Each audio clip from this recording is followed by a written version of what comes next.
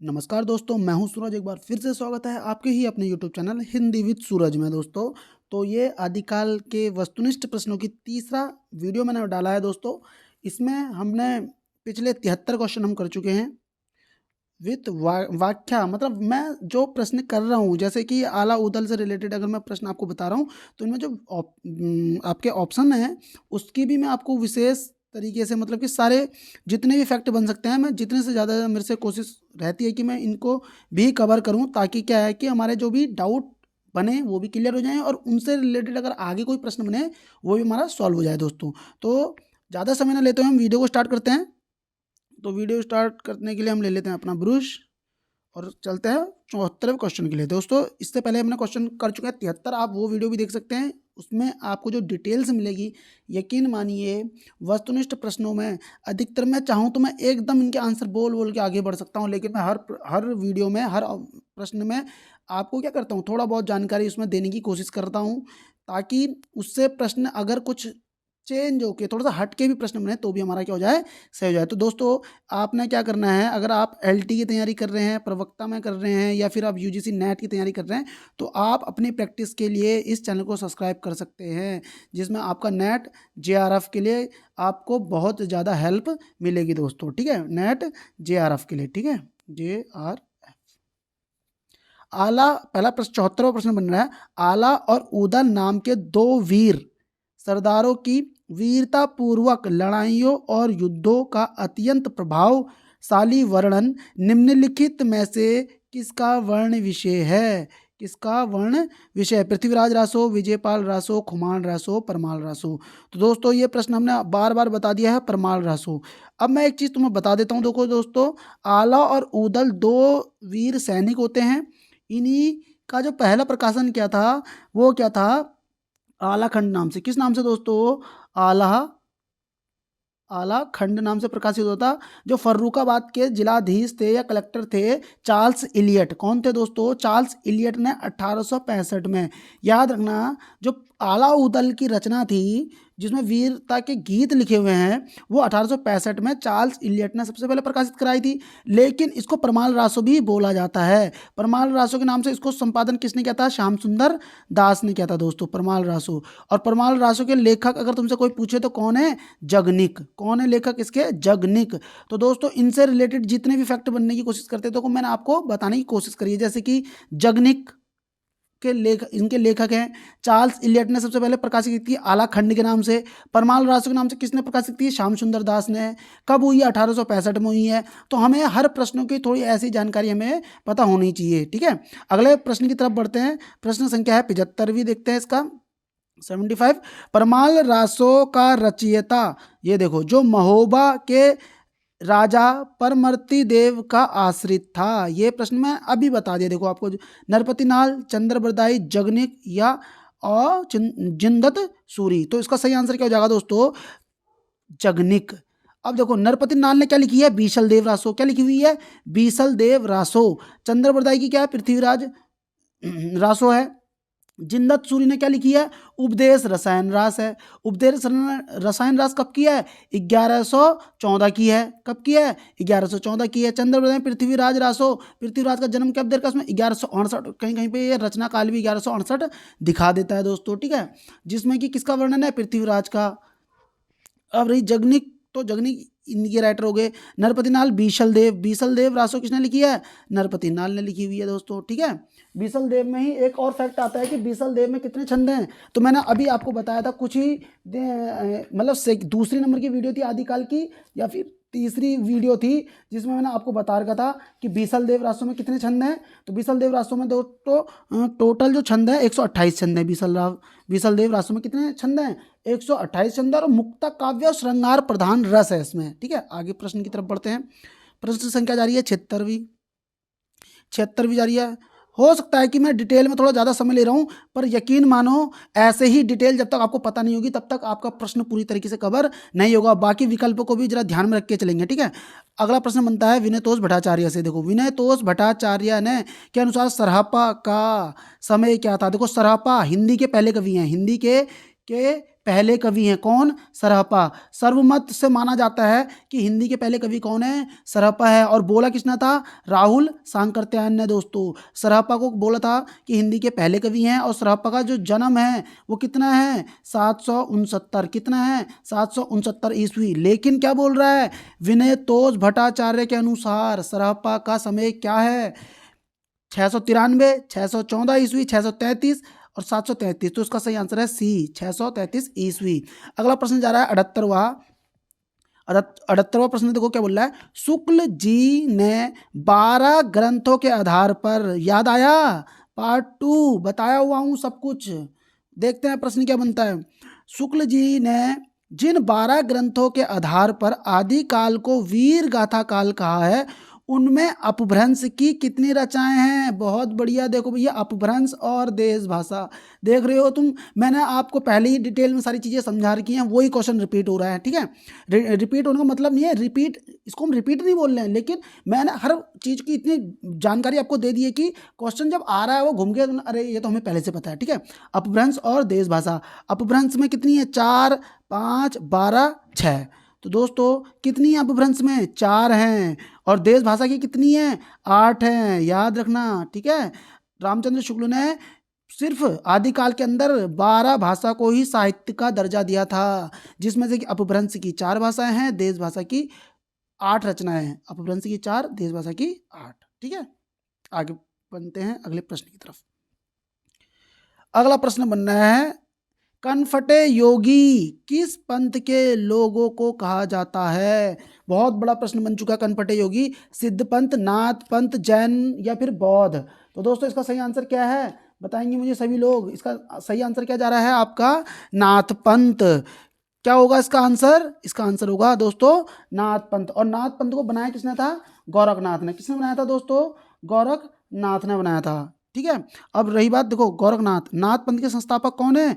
गोरखनाथ। ठीक है, गोरखनाथ भाई, भक्ति काल से पहले अगर किसी ने भक्ति को इतना आगे लेके गए हैं ना, वो गोरखनाथ ही थे। याद रखना इस चीज को आप। ठीक है, ठीक है, इसमें और जो नाथ पंथ है ना, नाथ पंथ का विकसित रूप ना भक्ति काल में संत मत के रूप में देखने को मिलता है। याद रखेंगे मैं क्या बोल रहा हूँ, कि जो नाथ पंथ का विकसित रूप भक्ति काल में संत मत के रूप में देखने को मिलता है। ये कोटेशन हरजारी प्रसाद द्विवेदी ने साफ साफ बोली है कि जो नाथ पंथ है ना, इन्हीं का विकसित रूप ही है। कौन? संत मत, जो कबीरदास वाला था।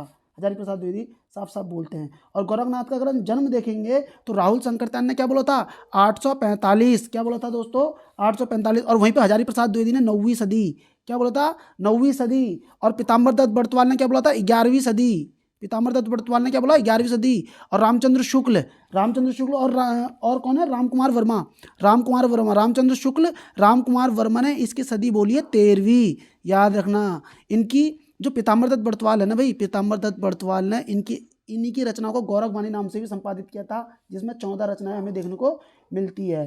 ठीक है, प्रश्न था कनफटे योगीज वाली बात थी। और मैंने बताते बताते आपको देखो क्या क्या चीज़ें हमने बता दिया है। कहीं कहीं पे आ जाता है कि ये स्टफिक पहनते थे कानों में, स्टफिक मतलब पत्थरों के कुंडल। ठीक है, आगे बढ़ते हैं अगले प्रश्न की तरफ। अगर दी गई जानकारी दोस्तों अगर आपको अच्छी लग रही ना, तो प्लीज़ यार वीडियो को लाइक कर देना। और मैं अगर फास्ट डिटेल बता रहा हूँ तो मुझे ये भी बता देना, मैं थोड़ा धीरे धीरे कर दूंगा। मेरा मेन टारगेट ये रहता है कि कई लोगों ने ना ये कॉन्सेप्ट पढ़ लिए होते हैं, वो सोचते हैं कि जल्दी जल्दी चीज़ें हो जाएं तो अच्छा रहेगा। तो मैं वही कोशिश करता हूँ कि जल्दी जल्दी चीज़ें हमें पता लग जाए। 80वां क्वेश्चन है, शंकराचार्य के बाद इतना प्रभावशाली और इतना महिमा मान्वित भारतवर्ष में दूसरा नहीं हुआ। भारतवर्ष के कोने कोने में इनके अनुयायी आज भी पाए जाते हैं। भक्ति आंदोलन, देखो वही वाली बात आ गई। देखो भक्ति आंदोलन के पूर्व सबसे शक्तिशाली धार्मिक आंदोलन गोरखनाथ का भक्ति मार्ग ही था। गोरखनाथ अपने युग के सबसे बड़े नेता थे। किस विद्वान ने बोला था? हजारी प्रसाद द्विवेदी, रामचंद्र शुक्ल, गिरियर्सन या विनयतोष भट्टाचार्य? तो दोस्तों इसका आंसर क्या है? हजारी प्रसाद द्विवेदी। और हजारी प्रसाद द्विवेदी ने गोरखनाथ का समय कितना बता रखा है? याद रखेंगे 9वीं सदी। कौन सी सदी है? 9वीं सदी। शुक्ल ने क्या बोली? रामचंद्र शुक्ल ने और रामकुमार वर्मा ने 13वीं सदी। पीताम्बर दत्त बड़तवाल ने क्या बोली? 11वीं सदी।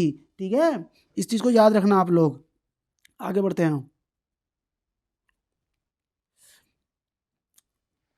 सिद्धों के विषय में कौन सा कथन सत्य नहीं है? सिद्ध निरीश्वरवादी थे। सिद्ध क्या थे? निरीश्वरवादी थे। सिद्ध नारी भोग में विश्वास रखते थे। सिद्धों की भाषा संध्या भाषा कहलाती थी। सिद्धों को कनफटा योगी कहते थे। अब भी हम पढ़ के चले गए, देखो कि क्या बोला था कि सिद्धों को कनफटा योगी थोड़ा ना कहते थे, कनफटा योगी तो नाथों को कहते थे। और देखो जो इनका ना सिद्धों की नारी भोग में विश्वास, इसी के चलते ना भाई साहब कि गोरखनाथ ने ना अपना ना संप्रदाय इनसे हटा दिया था। ठीक है, इनके समय पे नारी भोग भी एक प्रकार से उन्होंने क्या बताया, महामुद्रा एक शब्द आता है इसमें, देखो याद रखना सिद्धों में कि महामुद्रा क्या है। महामुद्रा यूजीसी नेट बना पड़ा प्रश्न बना हुआ है। महामुद्रा बोलते हैं कि सिद्धि प्राप्ति हेतु स्त्री संसर्ग, उसमें लिखा होता है कि सिद्धि प्राप्ति हेतु स्त्री संसर्ग। कहने का मतलब क्या है कि नारी भोग, मतलब कि उन्होंने ना इस चीज को, ये भोग चीज को ना भक्ति के अंदर ही कर दिया था। और इसके कारण हो क्या रहा था ना, विलासिता बहुत ज़्यादा बढ़ गई थी। ठीक है ना, शोषण भी एक प्रकार से बढ़ गया था। मतलब भक्ति के नाम पे ये चीज़ें इतनी ज़्यादा फैलने लगी थी कि ये एक प्रकार से लोगों को ना इस चीज़ को देखकर, सिद्धों को देखकर ना आदमी इनसे ना हृदय पक्ष ना उनका बिल्कुल खत्म होने लगा था। यही कारण था कि नाथ ने ना, गोरखनाथ ने यहाँ से अपना क्या करा, संप्रदाय को हटा के अलग कर दिया। ठीक है, और सिद्धों से नाथ को हटाने वाले जलंधर नाथ का नाम आता है कि सिद्धों से अपनी परंपरा को हटाने वाले कौन व्यक्ति थे, जलंधर नाथ। और जो जलंधर बसा हुआ है उन्हीं के नाम पर बसा हुआ है। ठीक है, याद रखना इस चीज को। अगला प्रश्न बनते हैं 42वां प्रश्न, देखो क्या बन रहा है 42वां प्रश्न। 9 नाथों में कौन शामिल नहीं है? गोरखनाथ, आदिनाथ, ये देखो नाथ से पता चल रहा है, नाथ नाथ नाथ सरपा, तो आंसर क्या हो जाएगा, सी।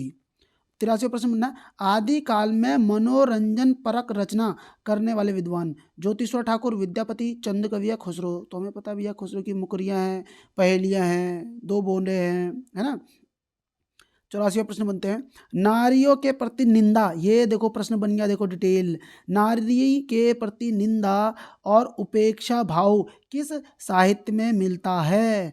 तो दोस्तों इसका आंसर क्या होगा, आप करेंगे नाथ सिद्ध, या फिर सिद्ध साहित्य, या जैन साहित्य, या रासो साहित्य। तो दो हमें पता है नाथ साहित्य। मैंने क्या बोला था कि गोरखनाथ ने जो महिलाओं के प्रति दुराचार होता ना, वो उस समय पे उन्हीं को चलते उन्होंने अलग किया था। और हजारी प्रसाद द्विवेदी ने ना इनके लिए फिर बोला भी था कि जो नाथ है ना, नाथ का भी पतन जो हो रहा है ना, वो इसीलिए हुआ था कि नारी के प्रति या गृहस्थ के प्रति ना अनादर भाव कर दिया था। गृहस्थ मतलब कि इन चीज़ों में नारी के ना इन्होंने बिल्कुल ही उसकी स्थिति बिल्कुल अपने से बिल्कुल अलग कर दी।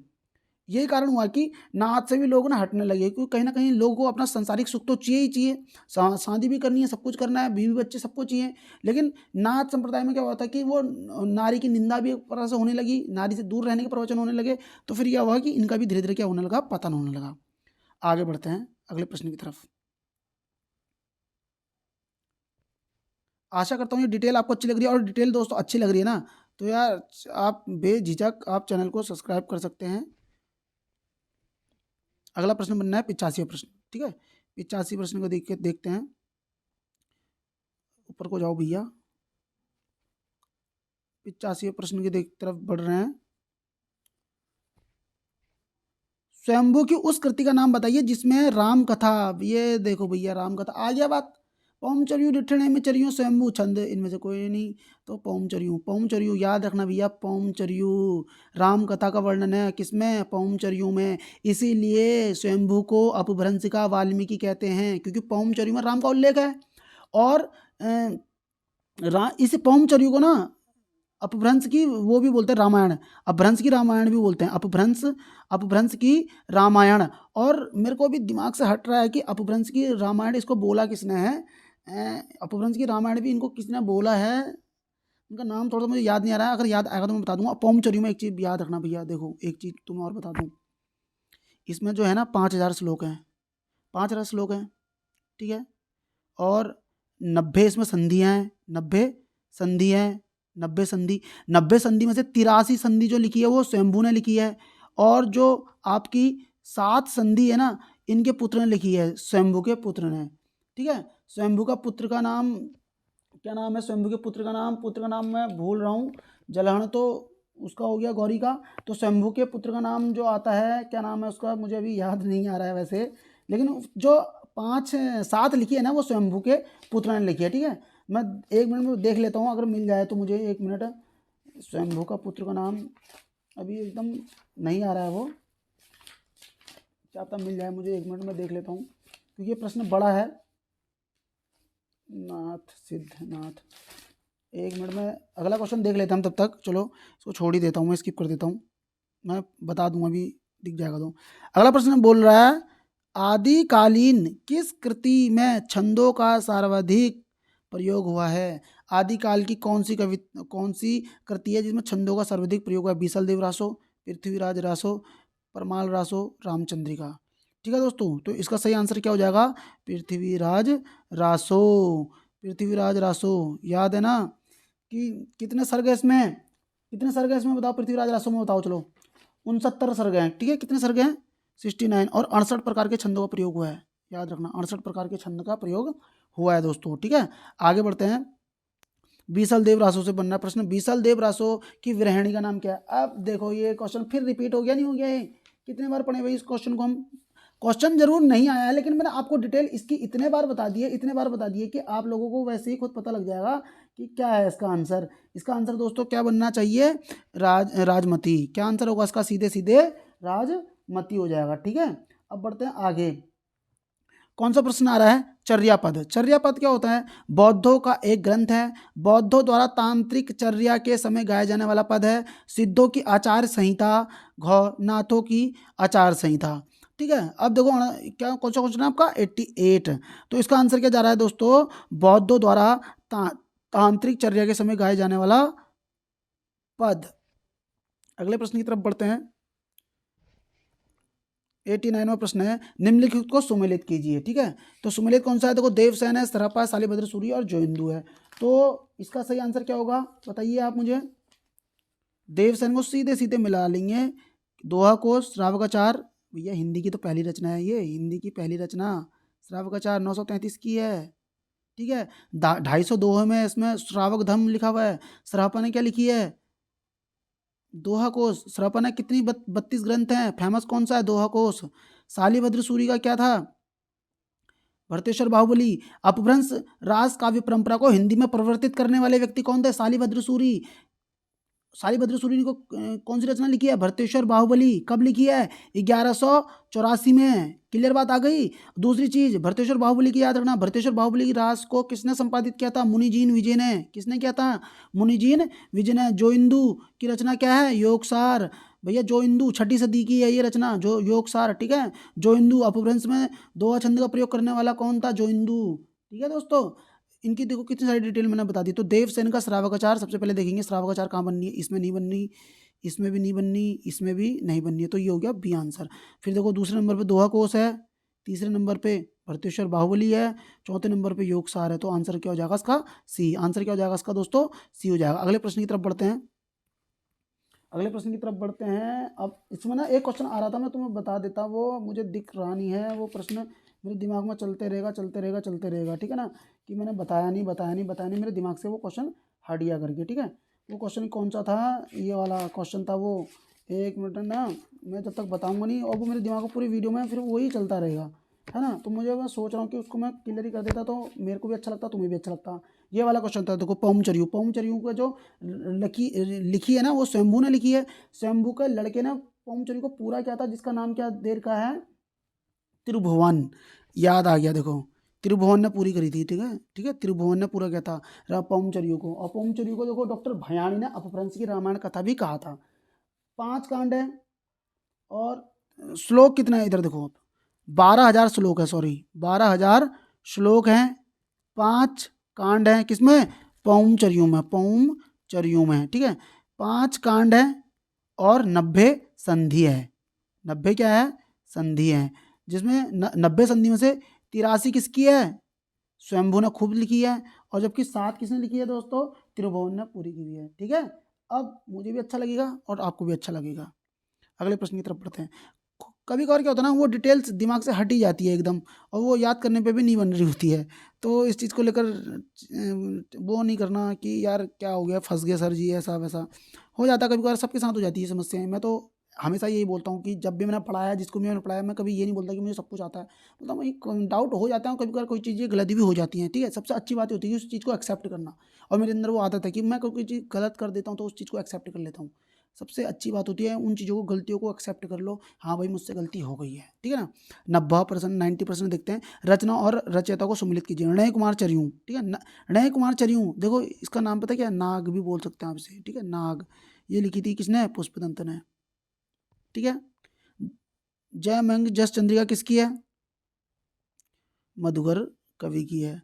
उपदेश रसायन रास किसकी है? देखो, रास काव्य परंपरा का पहला ग्रंथ है 1114 का, ठीक है, जिंदत सूर्य ने लिखा था। कुमार पाल प्रतिबोध किसकी है? सोमप्रभ सूरी की, ये 1241 की है। कब की है? 1241 की है, ठीक है। अब देखो, पुष्पदंत को हिंदी का पहला कवि किसने बोला? पुष्पदंत को शिव सिंह सेंगर ने बोला था। इसने इसका कार्यकाल कब बोला पुष्पदंत का? साध बोला था, ठीक है। अब याद रखना इस चीज़ को, मैं जो चीज़ तुम्हें बता रहा हूँ हर चीज़ में देखो मैं फैक्ट ढूंढ रहा हूँ, अगर मिल जाए तो अच्छी बात है। जैसे जयमंग जस चंद्रिका, जयमंग ये 1200 कितनी की है? 1224 की होगी या फिर 1241 की होगी, इन दो में से एक ही की रचना है ये, ठीक है। कौन सी? जयमंग जस चंद्रिका, ठीक है दोस्तों। अब इसका आंसर देखो, आप खुद आप मिला सकते हो, इसमें जरूरी तो नहीं मैं बताते हुए चलूँ। आंसर क्या था? 1243, ठीक है। इसकी रचना देखो कहाँ गया आपका? जयमंग जस चंद्रिका 1243 की है ये, 1243 की है। अब हमने निर्णायक वहाँ चली हूँ पुष्पदंत की, तो पुष्पदंत वाला ऑप्शन देखते हैं। ये भी नहीं है, ये भी नहीं है, ये भी नहीं है, तो आंसर क्या हो जाएगा? ये, ठीक है। अगला प्रश्न की तरफ बढ़ते हैं। 41वां प्रश्न, आदिकाल को वीर गाथा काल, आदिकाल को वीर गाथा काल किसने नाम दिया था? ये तो बेसिक प्रश्न बन गया हम लोगों के लिए, हमें याद है। हजारी प्रसाद द्विवेदी, जॉर्ज गिरियर्सन, नलिन विलोचन शर्मा या फिर रामचंद्र शुक्ल। तो रामचंद्र शुक्ल ने क्या बोला था? आदिकाल को वीर गाथा काल बोला था। 92 में देखते हैं, 11वीं सदी में राम सिंह की दोहा काव्य परंपरा में आने वाली कृति का नाम बताइए। परमात्मा प्रकाश, नेमिनाथ राज, वसंत विलास, पाहुड़ दोहा, पाहुड़ दोहा, ठीक है। कहीं कहीं पे ये 11वीं सदी आता है, कहीं कहीं पे, अच्छा 11वीं सदी इसलिए बोला क्योंकि इनका शनि जो है 1052 की समथिंग जाता है ना इनका सन, तो इसलिए 11वीं सदी हो गया, पाहुड़ दोहा, ठीक है। रहस्य रचना, रहस्यवादी थे ये, रहस्यवादी राम सिंह, याद रखना इस चीज़ को। अगला प्रश्न बनता है 93 की तरफ पढ़ते हैं। शालिभद्र सूरी को हिंदी का प्रथम कवि किसने कहा है? शालिभद्र सूरी को गणपति चंद्र गुप्त, डॉक्टर नगेंद्र, आचार्य रामचंद्र शुक्ल, हजारी प्रसाद द्विवेदी। तो इसका आंसर क्या है? ये हो गया, ठीक है। आचार्य रामचंद्र शुक्ल ने किसको बोला आदिकाल का पहला कवि? रामचंद्र शुक्ल पृथ्वीराज चंद्र को बोला था, ठीक है। और हजारी प्रसाद द्विवेदी ने किसको बोला है? अब्दुल रहमान को बोला है, ठीक है। और नगेंद्र का शायद मुझे भी याद नहीं आ रहा दोस्तों। अगले प्रश्न की तरफ बढ़ते हैं। 94 प्रश्न है, 1 मिनट में देख लूँ कि कितनी टाइमिंग हो गई है, 22 मिनट हो चुके हैं, तो लगभग हमें 104 क्वेश्चन हम देख लेंगे, ठीक है। संगत अनुक्रम बताइए। संगत, स्वयंभू का महापुराण, हेमचंद्र का श्रावकाचार, मधुकर कवि का जयमंगल चंद्रिका, लक्ष्मीधर का उक्ति व्यक्ति प्रकरण। तो इसका आंसर हो जाएगा सही, ठीक है। महापुराण हेमचंद्र की है, ठीक है। श्रावकाचार देवसेन की है, अभी मैंने तुम्हें बताया था। 933 ईस्वी की है, हिंदी की पहली रचना बोली जाती है ये, ठीक है। 250 दोहों में श्रावक धर्म का उल्लेख है। उक्ति व्यक्ति प्रकरण तो जिंदत सूरी की है, सॉरी, उक्ति व्यक्ति प्रकरण इसकी नहीं है, लक्ष्मीधर की नहीं है। उक्ति व्यक्ति प्रकरण दामोदर शर्मा की है। किसकी है? दामोदर शर्मा की है उक्ति व्यक्ति प्रकरण, ठीक है। आगे बढ़ते हैं। अगला प्रश्न है देखो 96 प्रश्न, ठीक है। कौन सा प्रश्न बन रहा है? 96वां प्रश्न, सॉरी 95 प्रश्न बोल रहा है। संगत बता दो। खुमाण रासो, दलपत विजय। तो लो भैया, पहला ही आंसर हो गया। खुमाण रासो में थे दोस्तों 5000 छंद। जो मैंने अभी तुम्हें बताया था ना कि उपदेश रस में कौन सा था? स्वयंभू का पौमचर्यू, जिसमें मैंने बोला था 12,000 छंद है ना, 12,000 12,000, तो उसको मैंने 5,000 बोल दिया था, तो 5,000 जो है ना वो खुमाण रासो में, मैं तो ये बता देता हूँ। विजयपाल रासो इसकी है ही नहीं। विजयपाल रासो किसकी है? नल सिंह की है। पृथ्वीराज रासो किसकी है? जगनिक की नहीं है। पृथ्वीराज रासो किसकी है? चंद्रप्रदाय की है। विजयपाल रासो इसकी नहीं है। परमाल रासो इसकी भी नहीं है, ठीक है। परमाल रासो आलाखंड किसकी है? इसकी तो है ही नहीं, है ना। जगनिक की है, परमाल रासो किसकी है? परमाल रासो की है। पृथ्वीराज रासो किसकी है? चंद्रप्रदाय की है। विजयपाल रासो किसकी है? हमीर देव की है, ठीक है। और खुमान रासो किसकी है? दलपत विजय की है। आगे बढ़ते हैं। 96% देखते हैं, समय हमारे पास कम है। चर्यापद, अच्छा संगत अनुक्रम बताना। संगत जयचंद प्रकाश भटकेदार, रणमल छंद, अच्छा इसका आंसर सीधे ये है यार। चर्यापद तो इसकी है ही नहीं, मैंने तुम्हें बोला था। सबरपा की, सबरपा की है चर्यापद। सबरपा के लिए मैंने बोला था MC, अरे ये क्या हो गया, समय कम हो गया हमारे पास। रण देखो भैया, लो मैं तुम्हें फिर भी बता ही दूं यार, फिर तुम अच्छा नहीं लगेगा मुझे भी। श्रीधर की, रणमल छंद किसकी है पता है? श्रीधर की है, श्रीधर की है। 70 छंद, 70 दोह की, 70 छंद में है शायद ये, 70 छंद में है, 70 छंद, या 70 दोहे हैं इसमें, छंदी हुआ दोहे भी एक प्रकार से। रेवंत गिरिराज किसकी है? रेवंत गिरिराज हाल की थोड़ा है, रेवंत गिरिराज है 1231 की। किसकी है? 1231 की, विजय सेन सूरी की। ठीक है, इसमें रेवंत गिरी तीर्थ स्थल है, माउंट आबू के आसपास का, वहाँ पे है ये। ठीक है, 1231 विजय सेन सूरी। जयचंद प्रकाश भटकेदार की, बिल्कुल सही बात हो गई। चर्यापद सरपा की नहीं है, सब रपा की है। किसकी है? सब रपा की है, सरहपा की नहीं है, सब रपा की है, सब रपा की। ठीक है, आगे बढ़ते हैं। अगर आपको ये फैक्ट अच्छे लग रहे हैं, जानकारी अगर अच्छी लग रही है तो प्लीज़ यार वीडियो को ना दिल से बोल रहा हूँ यार लाइक कर देना। एक मेरे लिए यार अभी ना लाइक कर दो, अभी कर दो, रोक लो 1 मिनट वीडियो को, लाइक कर दो, एक प्यार से कमेंट कर दो। यकीन मानो मुझे शायद ये बहुत तुम्हें लग रहा होगा कि नॉर्मल सी बात है, लाइक करना नॉर्मल सी है यार, क्या हो रहा है, और कमेंट करना क्या है, कुछ भी नहीं है। लेकिन सही बताऊँ तो मुझे इन चीज़ से ना बहुत मोटिवेशन मिलेगा। हो सकता है कि मुझे काफ़ी खुशी मिले कि यार जो मैं तुम्हें देना चाह रहा हूँ उस चीज़ को तुम समझ रहे हो और तुम्हें लग रहा है कि हाँ कुछ मिल रहा है मुझे। अगर तुम्हें ऐसा लगता है तो प्लीज़ दिल से ना एक बार कमेंट जरूर कर देना, या लाइक कर दो या कमेंट कर दो, ताकि मुझे भी अच्छा लगे कि हाँ जो मैं चीज़ दे रहा हूँ वो तुम्हारे तक पहुँच रही है। 97वां क्वेश्चन देखते हैं। आदिकाल को संक्रमण काल किसने बोला था? भैया खेलते खेलते क्या हो जाता है? संक्रमण हो जाता है, ए आंसर है। ठीक है, मैंने क्या बोला था? हम रोगी बच्चे के साथ खेलेंगे तो हमें क्या हो जाएगा? संक्रमण हो जाएगा। खेलेंगे तो क्या हो जाएगा? संक्रमण हो जाएगा। ठीक है, मैंने ऐसे बता रखा था, आप नहीं तो पहली वीडियो देख सकते हो। अब देखो फिर से देखो, ये क्वेश्चन आ गया, श्रावकाचार किसकी रचयिता कौन है? अभी बता के गया हूँ, देवसेन है। श्रावकाचार 933 की है। ठीक है, 250 हैं इसमें, श्रावक धर्म का उल्लेख है। ठीक है, आगे बढ़ते हैं। राहुल वेल किसकी कृति है? अच्छा, राहुल वेल कृति कैसी है? तुम्हें पता है राहुल वेल किसकी है? रोडा कवि की है, याद रखना। 10वीं सदी की है। 7 बोलियों के शब्द मिलते हैं। पहली शिलांकृति कृति है, शिला पर अंकित कृति है, और पहली इसको बोल सकते हैं नक्शिक रचना भी है। ठीक है, राहुल वेल की कितने सारे फैक्ट बता दिए मैंने आपको। खंड काव्य, गद्य काव्य, काव्य है, या फिर चंपू काव्य है। ये लो भैया, पहला चंपू काव्य है। चंपू काव्य क्या होता है? जो गद्य में भी लिखा हो और पद्य में भी लिखा हो, उसी को क्या बोलते हैं? चंपू काव्य। तो ये चंपू काव्य का उदाहरण है। आगे बढ़ते हैं। प्रश्न संख्या 100 नंबर पे कौन सा बन रहा क्वेश्चन? रचयिता और को लगा दो भैया। जगनीक ने क्या लिखा है? हमें पता है भाई, परमाल रासु लिखी है। ठीक है, विद्यापति की क्या है? पदावली है। अमीर खुसरो की क्या है? दो सुखने हैं। शंभू की क्या है? पौपचर्यों है। जगनिका का परमाल रासो देखो, परमाल यहाँ पे नहीं है, यहाँ पे नहीं है, यहाँ पे नहीं है, तो आंसर क्या हो जाएगा? इसका राइट आंसर है। 101 प्रश्न देखते हैं। अरे 101 नंबर पे, आदिकाल का समय बताओ। आदिकाल का 743 ईस्वी से 1343 ईस्वी तक, 750 ईस्वी से 1050 ईस्वी तक, 1050 से 1375 ईस्वी तक, 768 ईस्वी से 1368 ईस्वी तक। दोस्तों अगर देखा जाए ना, ये आदिकाल का जो प्रश्न है ना, ये अधूरा जैसा प्रश्न है। कहने का मतलब है कि आदिकाल के जब ऐसी चीज़ें पूछी जाती हैं तो ये पूछा जाता है भाई रामचंद्र शुक्ल के अनुसार क्या है, गणपति चंद्र शुक्ल के गणपति चंद्र के अनुसार क्या है, राम कुमार वर्मा ने क्या बोला, रामचंद्र रामविलास शर्मा ने क्या बोला, हजारी प्रसाद द्विवेदी ने क्या बोला। तो ऐसे क्वेश्चन बनते हैं। लेकिन फिर भी अगर ये इस तरीके से क्वेश्चन पूछ रहा है तो मैं फिर भी तुम बता देता हूँ ये क्या बोलेंगे इसमें। इस क्वेश्चन में कहीं ना कहीं ये क्या बोलना चाह रहा है, पूरा मोटा मोटा आंसर लेना चाह रहा है। तो हम कह सकते हैं 743 से 1343 ईस्वी तक। ठीक है, शुक्ल के स्वयंभू से अपना सरापा से स्टार्ट कर रखा इसने। ठीक है, सरापा से भी पहले से स्टार्ट कर रखा इन्होंने। प्रश्न संख्या 102। जैन और नाथ कवियों द्वारा रचित काव्य सर्वोपरि प्रयोजन था। धर्म उपदेश, मोक्ष प्राप्ति, संसार की क्षण भंगुरता का प्रतिपादन करना, आश्रयदाताओं की प्रशंसा। तो दोस्तों कहीं ना कहीं क्या था इसका आंसर? अब देखो इसमें कई सारे बच्चे बोलेंगे संसार की क्षण भंगुरता का प्रतिपादन। अब मैं तुम्हें एक चीज बता दूं, जैन और नाथ ये जो भी रासो काव्य लिखते थे, मैं तुम्हें बार बार बता रहा था, इन्हें कायदे से संसार से ज्यादा अपने संप्रदाय से मतलब था। कहीं ना कहीं ये क्या करते थे, अपने संप्रदाय को बढ़ाने की कोशिश करते थे, दूसरे संप्रदाय को नीचा दिखाने की कोशिश कर रहे हैं। कहने का मतलब है कि ये चाहते थे कि जो हमारा मत है, हमारा जो संप्रदाय है वो लोगों पर जाए, लोग उसको फॉलो करें। तो कहीं ना कहीं वो उसका मेन उद्देश्य क्या था? धर्म उपदेश था दोस्तों। ठीक है, बहुत बड़ा प्रश्न है, इसमें 80 से 90% लोग सी में चले जाएंगे। मैं तुम्हें बता रहा हूँ फिर से। 103वें नंबर पे, नाथ साहित्य के सर्वाधिक समर्थ व लोकप्रिय हठ योगी थे। नाथ साहित्य के सर्वाधिक समर्थ और लोकप्रिय हठ योगी चौरंगी नाथ, मत्स्येंद्र नाथ, गोरखनाथ, चूणक चूणकर नाथ।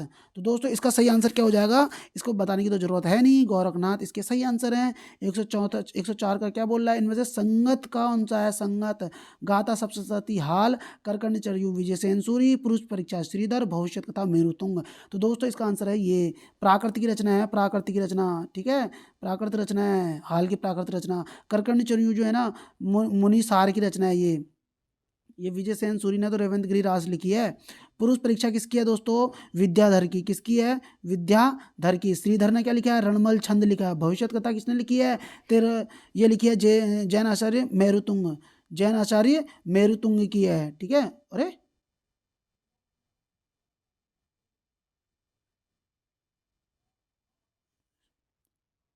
अरे एक मिनट है, भविष्य कथा किसने लिखी है? एक minute, cut cut cut cut.